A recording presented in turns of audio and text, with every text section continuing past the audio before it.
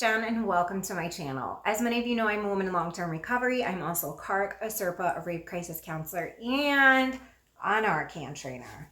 Again, I love this shirt. If you want one, let me know. I will tell you how to get it. I love this shirt. My friend Jen made it, and I love it. So if you look at my description box down below, you will find a link to all my social media, everything that I'm involved with, my TikTok, Patreon, Facebook, Instagram, Supplies for Life Instagram. You'll also find the link for my Amazon wish list. You will find the one for my go bags, which I help people in my local community. I have a harm reduction one that's available by request only because it's not everybody's cup of tea and I don't want to trigger anyone.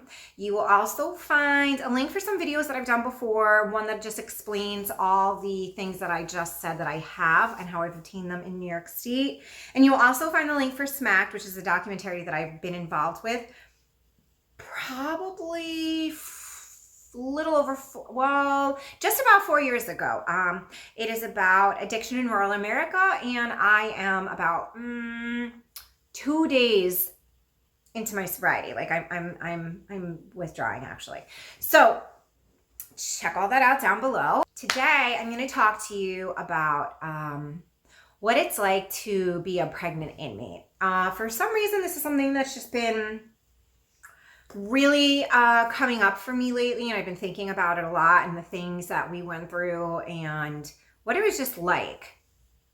So as many of you know, I have a daughter and she is almost 10 years old, and I had her in Bedford Hills Correctional Facility in Bedford Hills, New York.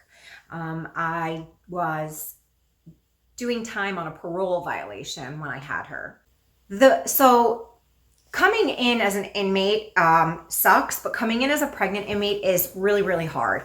You get treated completely different by everybody. Sometimes for the better, sometimes for the worse. So when it comes to being how you're treated from the inmates, they are, well, not all of them, but I would say 90% of them are absolutely amazing. They are supportive. They are encouraging. They are so happy to see you bringing life into the world. And it's just, they're just really great. A lot of the girls, when they would cook, they would make extras for me and leave me, you know, a bowl with lid on my locker. And when you first come in, you know, you're fucked up. You can't get packages for 30 days. Most of the time your money doesn't come. You miss your first shop. And if anyone has ever known a pregnant person in their life, you eat more because, well, you're growing a baby. So it's really hard to be there with like nothing. So the other inmates really look out, and it's amazing. As far as officers, well, we had this one officer on the nursery who used to work all the time, and I thought she was really cool. And then, you know, she started saying a few things, and I was really, really surprised. So on the nursery, we have what we call the closet, and it's where we would go shopping for the babies. And it was a big room that was locked, and correction staff, the nursery manager, and like one other person had a key to it. And all of a sudden, donations would come in. Bedford Hills is a very influential area, and people would donate so incredibly well for these babies. And all of a sudden, things that were like marked off on like a sheet that said they were delivered and they were put in and they were never opened, they were going missing. And they did an investigation, and they never really, maybe they did, but us as inmates, we never found out. But they then changed the locks on the door, and only the nursery manager was allowed to have a key to that room. Correction staff wasn't allowed to. And this one particular officer kept saying things like, you know, it's unfair that you guys have so much stuff. This is ridiculous. Y'all don't deserve this. Your baby should have the bare minimum, so this way you learn. Like, and it's not the baby's fault. They're innocent babies. They have no idea where they are. They have no idea what's going on. My daughter does not know. I mean, she knows now, but she only knows in knowledge. She doesn't know in emotion and feeling what it was like to be born to an inmate. And I'm super blessed for that. And that nursery program taught me a lot, good and bad. You know, judgment and stigma comes in all shapes and sizes. Sometimes it comes from the last place that you ever expect. Case in point, this officer. And because of her, a lot of things changed. And it probably wasn't just because of her. There were a lot of officers. Like, a lot of officers gave hate. Like, they didn't feel like they should be a program there where you should be allowed to keep your baby. Like, there is a lot of stigma and a lot of hate from the officers. It was hard being a nursery mom with some of the officers, the way they treated you. Like, they were nasty to you. It was almost like they would look to set you up to try and see if you could get your kid taken away. Like, if you got a ticket, you get your kid taken away. It was just a lot of just a lot of shit that shouldn't have been. But the inmates, like, everybody would be like, oh, baby mama, like you were a celebrity. So my daughter, when I was incarcerated, was the first baby to be baptized while we were there in, like, I think it was like 10 years or 15 years. And when I tell you it was a to-do, we had to get permission from the commissioner. She actually gave us permission, which was kind of cool. I think because it was a good photo op, and I think she was trying to stay in her position, to be quite frank. But Pam Smart, if anyone knows who she is, she gave my daughter a cross, and a necklace and a cross. I actually have baptismal pictures of Bella, and she has it on. They made her all kinds of cards and artwork and just amazing things. I think it's a blessing and a curse to be a pregnant inmate. I'm blessed to have had that opportunity and to have done that. But the officers just treated us absolutely horrible. There were times, like when you're in RCOD, when you first come, you're supposed to get a snack. Some officers wouldn't let you get your snack. They were just really, really rough. And if it wasn't for other girls, like, they really held it down. They really did.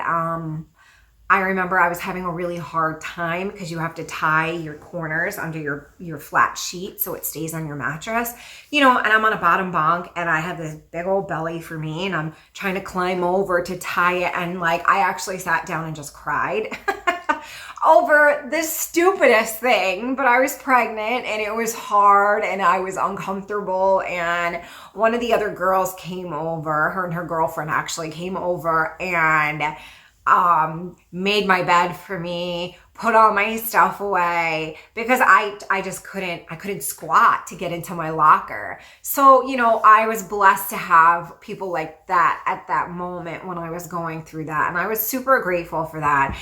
And I got moved to the nursery like a week before my due date. So just enough time to nest a little bit and get my shit put up. And then, the princess arrived. But, I'm just really grateful to have had that experience, but it was a real eye-opener. And then when I reincarcerated, some of the officers from the nursery were like, of course you did, because you didn't learn your lesson the last time. It was like camp for you and blah, blah, blah, blah. Like, they were real nasty about it, really stepped outside of what their job title was, and they were real nasty about it. But it is what it is. I wish they could see me now. Jealousy breeds content, and I just feel like those are haters straight through. It is absolutely one of the hardest things to ever go through, is to have your baby while incarcerated. As you all know, my best friend is Jessica Kent. She has a completely different birth story. She was not allowed to keep her baby. I, on the other hand, was, and I'm unbelievably grateful for that. I tell Bella all the time, it was me and you, kid, since day one, because there was nobody in the delivery room holding my hand. I have no birth pictures. I have no bonding memories of that type. I don't have any of that. Like, I don't even have a picture of me. I think the first picture I have of me holding Bella, she's 6 days old. Nobody cut the umbilical cord for me. Nobody coached me on how to breathe or push. I didn't know what I was doing. I did it by myself. My daughter and I, we started this journey together, and I'm unbelievably blessed to be her mommy. But it is definitely difficult to be an inmate and be pregnant. You do not get the nutrition that you need. You see a doctor, and at this time, I was truly blessed. The doctor that they had was an amazing lady, and she was pregnant herself, so she had amazing sympathy for us. But everyone that comes into the facility that's pregnant is considered high risk because of the situation that you're in. And the doctor that was seeing me like 6 weeks after I delivered, she went out.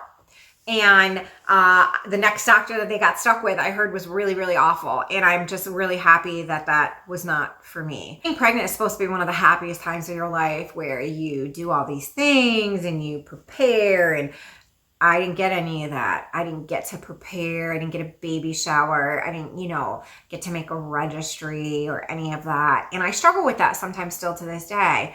I wish I would have gotten my act together, so to speak, so much further, and so much before, rather, I should say. And maybe I could have had a second child, but that just wasn't in the cards for me. I'm unbelievably grateful that I have Bella and that I did have her the way I did, because it has proved to me how strong our bond is and how strong of a person I truly am. I do not suggest having your baby while incarcerated, so if you can avoid it, by all means do. But if you have to, do it in New York State, because you get to keep your baby with you. I hope you guys all have an amazing weekend, and I will see you all in a few days. And remember, we recover loudly, so those behind us do not suffer in silence. Bye.